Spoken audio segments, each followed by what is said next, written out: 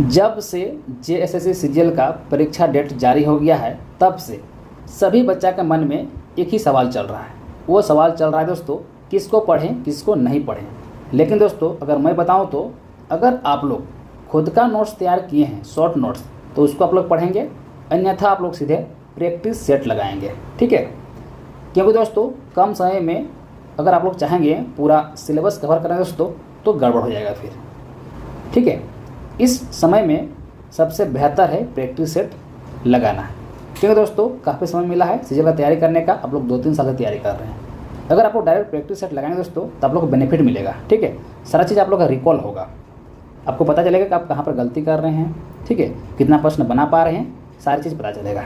इसलिए आज हम लेकर आ गए दोस्तों जेएसएससी सीजीएल का कंप्यूटर का प्रैक्टिस सेट। आपको पता है सीजीएल में टोटल कंप्यूटर से 20 प्रश्न पूछा जाएगा। ठीक है, इसलिए हम दोस्तों 20 प्रश्न का प्रैक्टिस सेट लेके आपके बीच हाजिर हो गए हैं। ठीक है, तो चलिए हम जल्दी से आज का प्रैक्टिस सेट को शुरुआत करते हैं। देखिए पहला प्रश्न क्या है, वर्ड में जब पैराग्राफ को इंडेंट किया जाता है तो बताना दोस्तों, वर्ड में जब पैराग्राफ को दोस्तों इंडेंट किया जाता है तो यथा दोस्तों तब टेक्स्ट मार्जिन के संबंध में अंदर सरक जाता है। ठीक है, देखिएगा, ठीक है, टेक्स्ट मार्जिन के संबंध में अंदर सरक जाता है, यानी option number A. Option number A इस क्वेश्चन का राइट आंसर जाएगा। आगे बढ़ते हैं।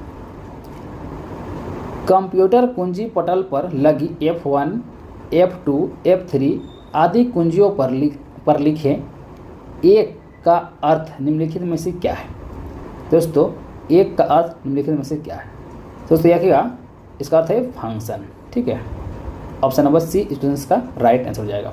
आगे बढ़ते हैं। एक्सेल में सिलेक्टेड किए गए सेल रेंज से एक चार्ट बनाने के लिए कीबोर्ड शॉर्टकट क्या है।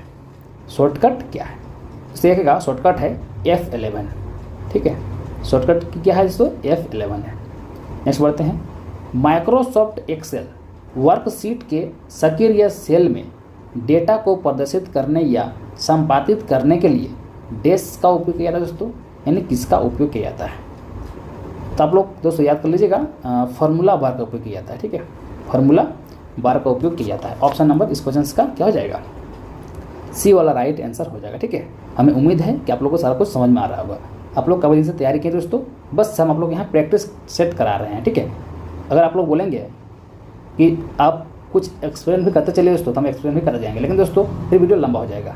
ठीक है, एक्सप्लेन वाला वीडियो दोस्तों आपको यूट्यूब में भरा पड़ा है, आप लोग जाकर देख सकते हैं। ठीक है, लेकिन मेरा मकसद है कम समय दोस्तों आप लोगों को सारा क्वेश्चन को करा दिया जाए जितना हो सके। ठीक है, मात्र हम चाहेंगे कि 7 से 8 मिनट में पूरा 20 प्रश्नों को हम कवर कर दें, ताकि अगर आप लोग कुछ काम कर रहे हैं, खाना बना रहे हैं, कुछ भी करते जा रहे हैं दोस्तों, तो तुरंत आप 5 से 7 मिनट में प्रैक्टिस सेट लगा सकें। ठीक है, चलिए आगे बढ़ते हैं। माइक्रोसॉफ्ट एक्सेल में वर्कशीट का डिफ़ॉल्ट दिशा निर्देश है।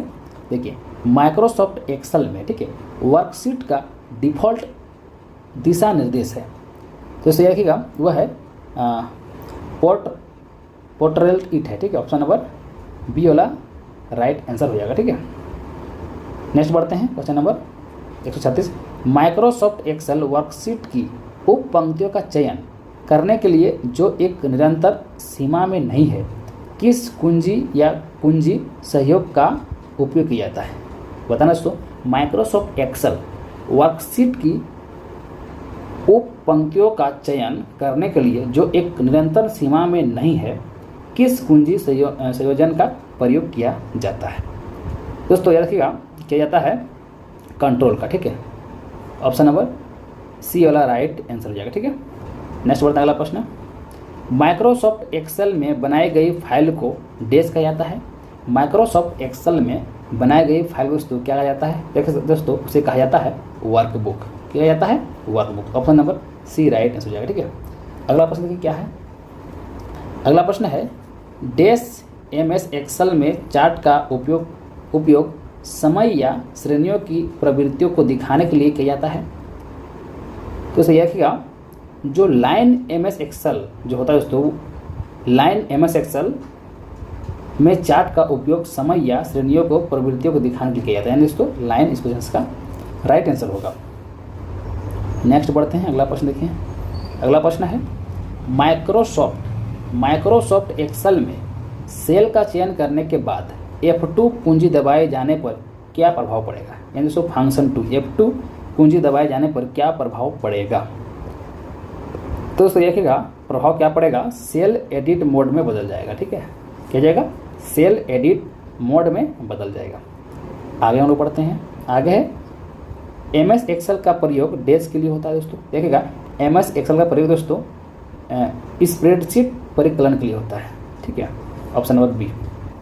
आगे बढ़ते हैं। डॉक्यूमेंट के शुरुआत में कर्सर को मूव करने के लिए प्रेस करें। दोस्तों देखिएगा CTRL प्लस होम। ठीक है, option number D right answer है। ठीक है, कंट्रोल प्लस होम। आगे बढ़ते हैं। किस प्रकार का बार विभिन्न ड्रॉप आउट मेनू के नाम या आइकन दिखाता है। किस प्रकार का बार विभिन्न ड्रॉप डाउन मेनू के नाम या आइकन दिखाता है। तो इसका राइट आंसर दोस्तों मेनू बार हो जाएगा। ठीक है, मेनू बार, ऑप्शन नंबर डी। आगे बढ़ते हैं। निम्नलिखित में से कौन सा एक वर्ड प्रोसेसर नहीं है।